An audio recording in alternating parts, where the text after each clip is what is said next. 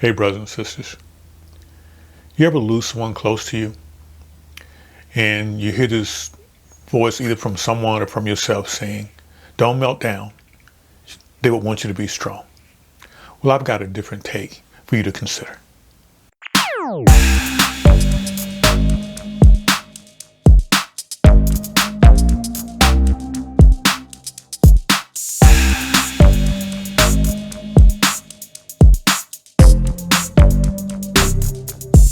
Hey, it's Michael with Peace and Favor and LMAO Fellowship.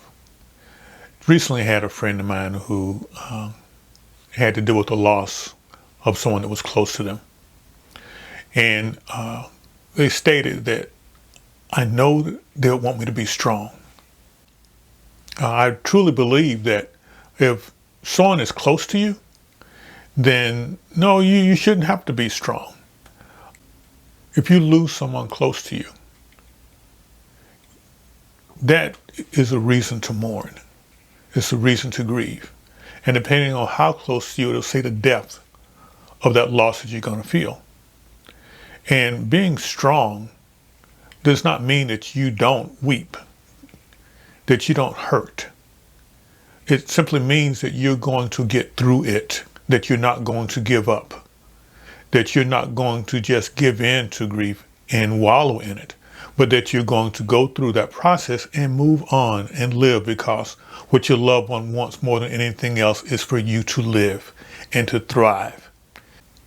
If it's someone that is close to you, someone that is meaningful in your life, of course you are going to mourn. Your feelings, that sense of loss, the hurt, you're going to feel it in your heart, even to your soul.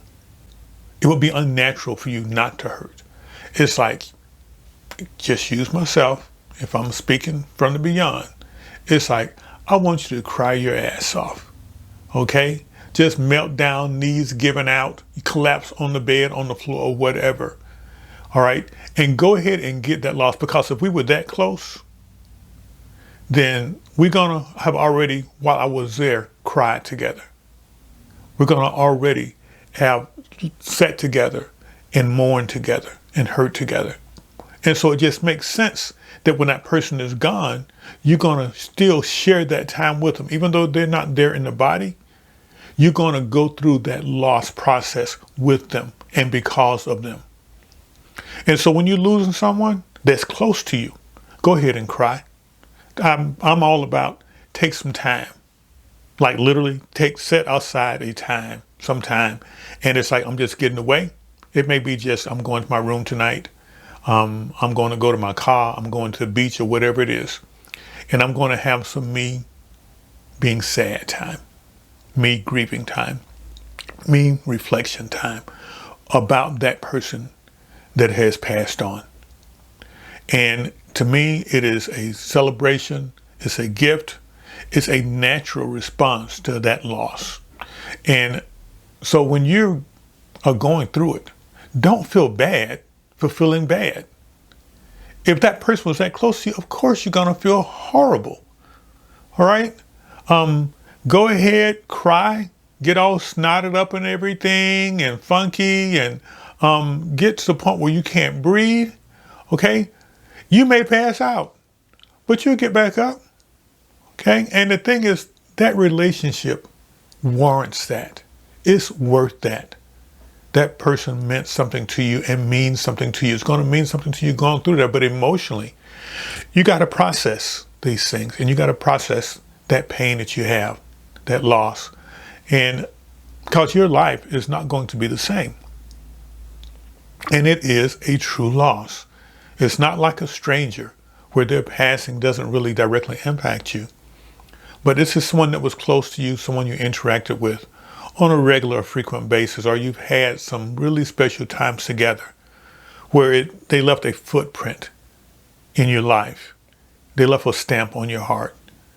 And so please give yourself permission to mourn, to hurt, to cry, to feel sad, knowing that when you let that out, it's going to leave you that road, that window to get beyond the grief, to where you can rejoice in your thoughts of them again. You can reflect on the good times you've had But first, acknowledge their loss and feel that pain in you. That enables you to move on, to live, and to add their spirit to your spirit so that there'll always be a presence in your life. And that's something you can share with other people. And yeah, you have times of sadness and you may feel weepy sometime because they were your friend.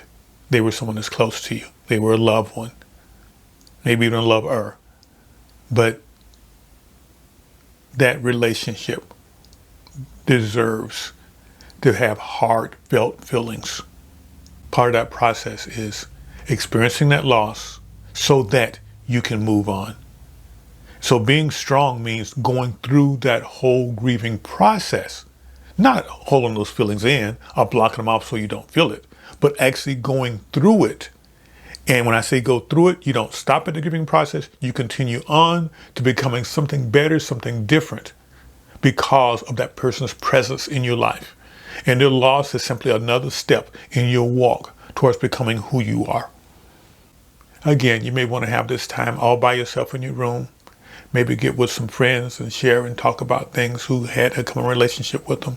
But it's up to you how you deal with it. But the thing is, go through it rather than stuffing down those feelings, trying to just contain them. Let it out. Celebrate, even in pain. Bring it out. Experience those things because they're worth it. That relationship, if it was special, live it. Let it be dynamic. So that, again, you can move on, but also you can honor that person by being you. That's what they want you to be. Not being strong in an old-fashioned way, but just by being you in the relationship. Anyway, this is Michael. I hope it's been helpful for you, encouraging a little bit, but mainly it's like don't wear someone else's expectations on you as far as being strong and all of that. Nah, it was your relationship with that individual, and you express yourself the way you need to. God bless.